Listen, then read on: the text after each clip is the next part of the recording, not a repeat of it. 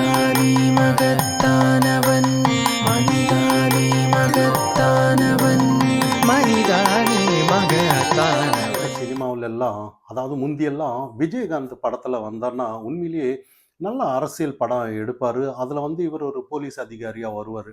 அப்போ நெறைய சில ஒரு அதிரடியான படம்னு சொல்ல விஜயகாந்த் நடிச்சிருப்பாரு. அதாவது அரசியல்வாதிங்க வந்து அவங்களுக்கு துதிபாட மாட்டாருன்னு தான் சொல்லலாம். அதாவது "நீ கள்ளச்சாராயம் வித்துட்டு வருவ, எல்லாம் பண்ணிட்டு இருப்ப. நான் உனக்கு பணி செய்யணுமா?" அப்படின்ற மாதிரி அதாவது "நீ இன்னைக்கு வருவ, நாளைக்கு போயிருவ. நாளைக்கு வேற ஒருத்தர் வரேன். என்னைக்குமே இந்த காக்கி சட்டை போட்டு, நான் என்னைக்குமே இந்த பணியில நான் மக்கள சேவை செய்ய வந்திருக்கேன்."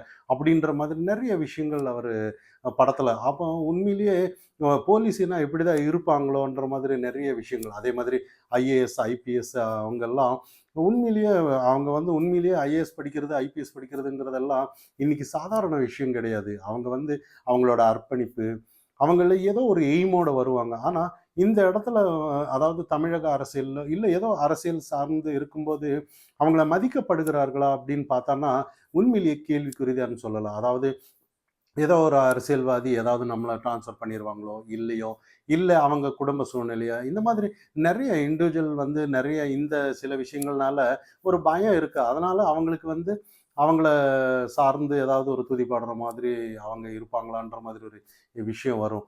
ஆனா, நெறைய என்னோட நண்பர் ஒருத்தர் இருந்தாரு. என்னடா இந்த மாதிரி அவரு போலீஸ் வேலையில இருந்தாரு. அப்போ உண்மையிலேயே நல்லா இருக்கா? என்ன நீ ஆரம்பத்துல இருந்து ஸ்கூல் படிக்கும்போதே அவர் நல்ல ஒரு போலீஸ் தான்.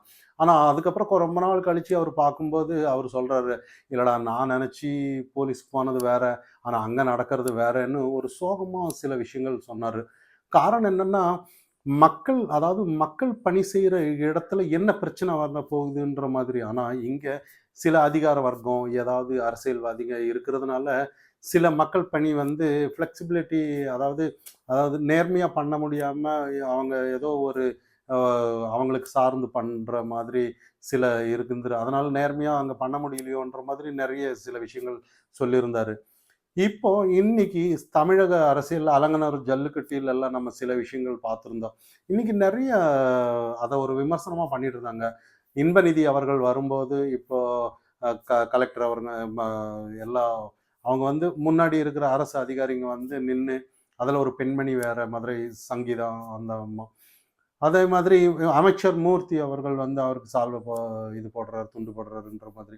ஆனா நெறைய இந்த மாதிரி காரணம் என்னன்னா, இப்ப வந்து விழாக்கு வரக்கூடாது இதுங்கிற விமர்சனங்கள் எல்லாம் இங்க இல்ல. இன்பநிதி வந்தாலும் கூட இப்ப அவங்க மதிக்கப்பட வேண்டியது இப்போ அவங்களுக்காக ஏதாவது ஒரு இடம் தனியா ஒரு முன்கூட்டியே ஏதாவது ஒரு ஒரு சேர் அரேஞ்ச் பண்ணி வச்சிருந்திருக்கலாம்.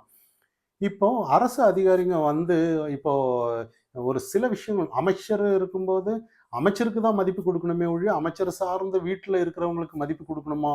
இல்லன்னு அதான் மதிப்பு குடுக்குறது, மரியாதை குடுக்குறதுங்கிறது வேற. ஆனா இருந்தாலும் கூட அவங்களுக்கு இடம் குடுத்து, இவங்க ஏந்திரிக்கிற அளவுக்கு ஏன் இந்த ஒரு நிலைப்பாடுன்ற மாதிரி காரணம் என்னன்னா, இங்க தமிழக பெண் உரிமை பேசுறாங்க. நெறைய பெண்கள அவமதிக்கக் கூடாது, அவங்களுக்கு முன்னுரிமை குடுக்கணும்னு சொல்லுவாங்க. ஆனா, இங்க சில அமைச்சர்கள், சில இவங்கெல்லாம் அவங்கள வந்து தள்ளி, இவங்க வந்து அதாவது அவங்கள அ எந்திரிக்க சொல்லி, அதே இன்பநிதி ஃப்ரெண்ட்ஸ் எல்லாம் வர்றாங்கன்னாலும் கூட அவங்கள உட்கார வச்சு, இப்போ இதெல்லாம் சில விஷயங்கள் வந்து இப்போ உ உதயநிதி அவர்களே சில விஷயங்கள அந்த இடத்துல பார்க்கும்போது, அட நம்மளே கொஞ்சம் ஓவரா போறோமோன்ற மாதிரி எண்ணம் வராதான்ற மாதிரி தான் இப்போ பார்க்கப்படணும். காரணம் என்னன்னா, இப்ப அவரு அமைச்சர். அவருக்கு ஒரு ரெஸ்பெக்ட் குடுக்கணும், எல்லாம் பண்ணணும் தான். இத தாண்டி இவங்க இதே இன்பநிதி நாளைக்கு மினிஸ்டரா வரட்டும். இல்ல வேற ஏதாவது வந்து அது கணக்கு வேற. ஆனா இந்த இடத்துல வந்து சிலர் இந்த மாதிரி அவமதிக்கப்படும்போது வந்து, மக்கள் பார்த்துட்டு இருக்காங்கன்னு தான் நம்ம சொல்லணும். மக்கள் பார்க்கும்போது ஏதோ ஒரு மன்னராட்சி மாதிரி அதாவது எல்லாருமே இப்போ சில விஷயங்கள் சொல்றாங்க. அதாவது அ அமைச்சர்கள் இருக்காங்களா, அவங்களுக்கு நாளைக்கு பதவி வேணும், இல்ல போஸ்ட் வேணும். நீங்க பண்ணலாம். அவங்க எப்படி வேணும்னாலும் டிஎம்கே இருந்தாலும் சரி, அவங்களுக்கு நீங்க என்ன வேணும்னாலும் கட்சியில நீங்க என்னமோ பண்ணிட்டு போலாம். துதி பாடிட்டு போலாம். ஆனா அரசு அதிகாரிகள் வந்து உங்கள மாதிரி நாளைக்கு நாளைக்கு ஏடிஎம்கே வரலாம், பிஜேபி வரலாம். வேற வேற யார் வந்தாலும் இங்க வரலாம். ஆனா, இந்த இடத்துல வந்து அவங்க என்னைக்குமே ஸ்டாண்டர்டா மக்கள் பணி செய்ய வந்திருக்காங்கன்னு தான் நம்ம சொல்லணும். ஐபிஎஸ் ஆனாலும் சரி, ஐஏஎஸ் ஆனாலும் சரி, சிலர் எல்லாம். அவங்க மக்களுக்காக வர்றவங்க. இன்னைக்கு நீங்க மக்களுக்காக வந்தாலும் கூட, இது நிரந்தரம் கிடையாது. அவங்களுக்கு இது நிரந்தரம். அப்போ அந்த இடத்துல மதிக்கப்படலைன்னா, மக்கள் வந்து பார்க்குறாங்கன்னு தான். அதாவது இது வந்து எப்படின்னா, படிச்ச கல்விக்கு அந்த இடத்துல மதிப்பு குடுக்கணுங்கிறது தான். ஐஏஎஸ் படிக்கிறதுங்கிறது சாதாரண விஷயம் கிடையாது. ஐபிஎஸ் படிக்கிறதுங்கிறது சாதாரண விஷயம் கிடையாது. இதே கள்ளச்சாராயம் வித்தவங்க கூட இன்னைக்கு ஏதோ ஒண்ணு காசு குடுத்து, ஏதோ குடுத்து இங்க அமைச்சர் ஆயிடலாம், என்னமே ஆயிரலாம். ஆனா ஐஏஎஸ் வந்து அப்படி ஆக முடியாது. ஐஏஎஸ், ஐபிஎஸ் அந்த படிப்புங்கிறது அது வேற. அது வந்து இன்னைக்கு அரசியல் மத்தியில இல்ல செல்வாக்கு இருக்கிறவங்களுக்கு தெரியுமா என்னன்னு தெரியல. பொதுவா அவங்களோட டெடிகேஷன், அவங்க படிக்கிற அவங்களோட அர்ப்பணிப்பு, அப்படியே அவங்க ஒரு உயர் அதிகாரியா வந்து அவங்கள மதிக்கப்படலைன்னா, ஆ அது விட ஒரு மோசம் எங்கேயுமே இல்லைன்னு தான் நம்ம சொல்லப்படணும். படிச்சவங்க எங்க போனாலும் மதிக்கப்படணுங்கிறது தான் சில விஷயங்கள். இப்ப அண்ணாமலை அவர்கள் ஆனாலும் சரி, நெறைய கண்டனம் தெரிவிச்சிருக்காங்க இந்த விஷயம் நடந்ததுக்காக. இந்த மாதிரி அந்த பெண் அந்த அம்மாவ எந்திரிக்க வச்சு, உதயநிதி இன்பநிதியோட ஃப்ரெண்ட்ஸ் எல்லாம் உட்கார வச்சு, நெறைய இந்த மாதிரி பண்றது எல்லாம் கண்டனம் தெரிவிச்சிருக்காங்க. இந்த கண்டனம் தெரிவிக்கிறாங்க. இது அரசியல் வட்டாரத்தில அது போயிரும் இருந்தாலும். மக்கள் பார்க்குறாங்கன்னு தான் நம்ம சொல்லணும். இன்பநிதி என்டர் ஆனது வந்து உண்மையிலேயே அதாவது மறைமுகமா என்ட்ரி பண்ணிட்டாங்கன்னு தான் நம்ம சொல்லணும். இந்த பொதுவா தமிழக அரசியல்ல ஏதாவது இந்த மாதிரி ஒரு காரசாரமா ஏதாவது மக்கள் மத்தியில பேசப்படுற விஷயம் வந்து உண்மையிலேயே அவங்களுக்கு பப்ளிசிட்டி தான்னு சொல்லலாம். இப்ப நேத்து கூட அலங்காநல்லூர் ஜல்லிக்கட்டுல இன்பநிதி என்டர் ஆயி பொதுவா நம்ம தான் மீடியாக்கள் எல்லாம் பேசுவோம். இந்த மாதிரி ஏதோ இன்பநிதி வந்துட்டாரு. மக்கள் இந்த மாதிரி சில அந்த அம்மா எந்திரிச்சுட்டாங்க, அ அவமதிச்சுட்டாங்க அப்படின்னு நம்ம தான் பேசுவோமே ஒழிய, உண்மையிலேயே அவங்களுக்கு வந்து இது விளம்பரம்ன்னு தான் நம்ம சொல்லணும். உண்மையிலேயே இன்பநிதிங்கிறது இப்ப இதுவரைக்கும் யாரும் பேசல. இனி வந்து இந்த ஜல்லிக்கட்டுல இருந்து எல்லாருமே இன்பநிதின்னு தமிழக மீடியாக்கள் எல்லா இடத்துலயும் அண்ணாமலை வேற கண்டனம் பண்ணிட்டாரு. அப்ப இது உண்மையிலேயே அவங்களுக்கு பப்ளிசிட்டி தான்னு நம்ம புரிஞ்சுக்கணும். இது ஒரு இதெல்லாம் இப்போ அரசியல்ல இதெல்லாம் ஒரு நல்ல ஒரு நுணுக்கம்னு தான் நம்ம சொல்லணும். யார் பத்தி அதிகப்படியா பேசுறாங்களோ, அவங்க நல்லது கெட்டதாங்கிறத தாண்டி அவங்க பேச்சு மக்கள் மத்தியில அடிபடுது தானே!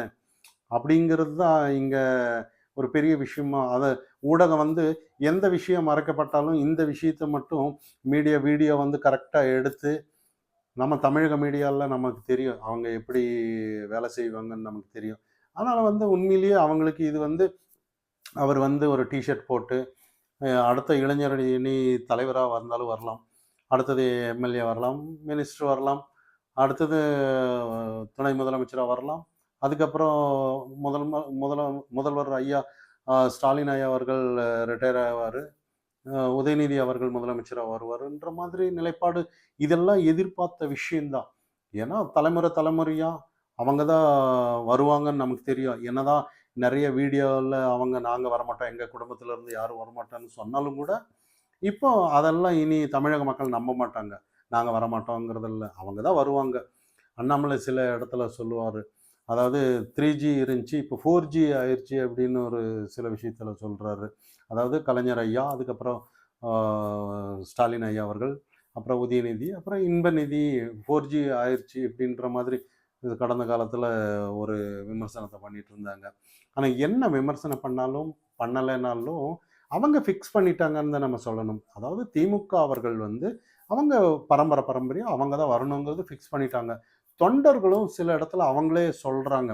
நாங்க வந்து இத வந்து நீங்க மக்கள் எப்படி பார்த்தாலும் சரி, சில விஷயங்கள் நீங்க எங்கள என்ன நெனச்சாலும் சரி, நாங்க அவங்களுக்காக தான் பணிபுரியிறோம். எங்க வாழ்நாள் முழுக்க அவங்களுக்காக தான் நம்ம குடுக்குறோம்னு நெறைய இதுக்கு முன்னாடி அவங்க தொண்டர்கள் செய்தியில சொன்னத நம்ம பார்த்திருந்தோம். ஆனா இருந்தாலும் மக்கள் மத்தியில இது வந்து எப்படின்னா, நாளைக்கு மக்கள் இதே தமிழக மக்கள் அனைவரும் திமுக சார்ந்தவங்களா, அவங்களுக்கு ஓட்டு போட்டு அவங்கள எடுத்திருக்காங்களான்னு நம்ம எதிர்பார்க்க முடியாது. மக்கள் எந்நேரமும் மாற்றம் வரலாம். ஆனா, அதே நேர்மையா, ஆக்கப்பூர்வமான ஒரு அரசியல் செஞ்சிருந்தோம்னா, இப்போ இந்த மாதிரி பேச்சுக்கள் எல்லாம் வராதுன்னு தான் நம்ம சொல்லலாம். யாரு மக்கள் தேர்ந்தெடுக்கிறாங்க. இப்போ இன்பநிதியே வந்து நாளைக்கு அரசியல்ல வந்து ஏதாவது ஒண்ணு அவர தேர்ந்தெடுத்தாலும் எடுக்கட்டும். இது மக்கள் தேர்ந்தெடுத்தா யார் வந்தாலும் வரலாம் இல்ல. ஆனா இருந்தாலும் ஒரு ஒரு அதாவது அரசியல்ல தொண்டன் வந்து அப்ப தொண்டன் வந்து என்னைக்குமே தொண்டனாவே இருக்கணுமான்ற மாதிரி ஒரு கேள்வி. அப்போ ஒரு ஒரு ஒரு வித்தியாசமான ஒரு இது வரும். ஒரு அதாவது நம்மளும் தான் மக்களுக்காக உழைக்கிறோம். நமக்கு வளர்ச்சியே இல்லை, என்றைக்குமே இந்த இதில் டிஎம்கேல இருந்த தொண்டனாவே இருந்துட்டு போகணுமா அப்படின்ற மாதிரி அரசியலில் ஈடுபடுறவங்க தான் யோசிக்கணுமே ஒழிய, இல்லை நாங்கள் என்ன இருந்தாலும் நாங்கள் அவங்களுக்காகவே வாழ்க்கையை முடிச்சுக்கிறோம்னு சொன்னோம்னா ஒன்றும் செய்ய முடியாதுன்னு தான் நம்ம சொல்லணும். சமூக நீதி, ஒரு சமத்துவம், எல்லாருக்கும் எல்லாம் கிடைக்கணுங்கிற ஒரு நிலைப்பாடோட நம்ம பேசும்போது சில கருத்துக்கள் இந்த மாதிரி வரதான் செய்யும்.